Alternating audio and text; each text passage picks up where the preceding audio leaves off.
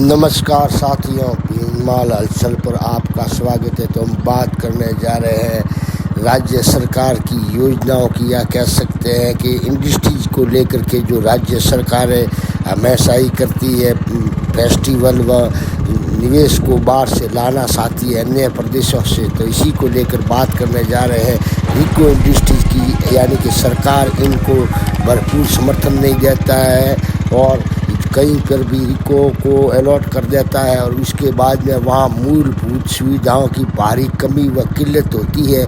इसी को लेकर जो मूलभूत सुविधाएं नहीं होंगी तो व्यापारी किस प्रकार से इंडस्ट्री एरिया में अपनी फैक्ट्रियां लगा करके सरकार को राजस्व देंगे। तो इसी को लेकर हम बात कर रहे हैं कि ये रिको लगभग 40 साल हो चुके हैं बने हुए भीनमाल का। जी हाँ, भीनमाल के रिको एरिया को लेकर के बात करने जा रहा हूँ, परंतु न तो यहाँ पर सड़क जो कि मूलभूत सुविधा है रिको के लिए, और न ही इसमें जो कि है कह सकते हैं कि सरकार के द्वारा जो कि सड़कें हैं वह जो कि खास करके कोड में खाज का काम कर रहा है। यहाँ का रेलवे का जो फाटक है वो लगभग आधे समय बंद रहता है। तो इसी को लेकर के यहाँ पर रिको के जो कि अध्यक्ष है वह उनकी कार्यकारिणी इसी को लेकर के सक्रिय है कि काफ़ी समय से सड़क नहीं बनी है। तो इसी को लेकर के कुछ ही समय बाद रिको के लिए खुशखबरी आने वाली है, वह सड़क भी बन जाएगी। परंतु कह सकते हैं कि जो मूलभूत सुविधा है उनकी कमी होती है,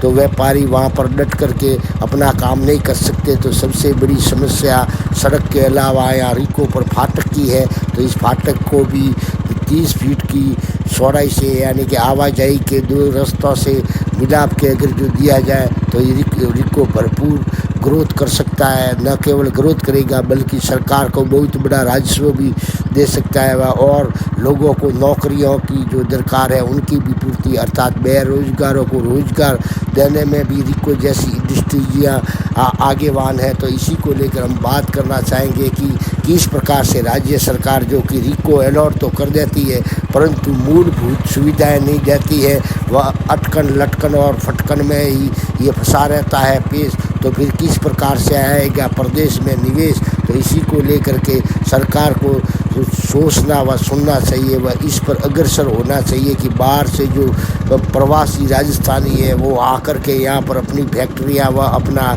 इंडस्ट्रियल कैसे जमाएंगे। तो इसी को लेकर अगर सरकार आगेवान होकर के इन लोगों को सहायता, मूलभूत सुविधाएं व अन्य सुविधाएं जुटाने पर अगर जो ध्यान देती है तो अवश्य ही बाहर के हमारे प्रवासी राजस्थानी है वो आकर के यहाँ पर अपना इंडस्ट्रियल एरिया लगा सकता है। तो यहाँ पर खास करके आवाजाही के मुख्य साधन सड़क होता है, वहीं पर जो फाटक हमेशा बंद रहती है।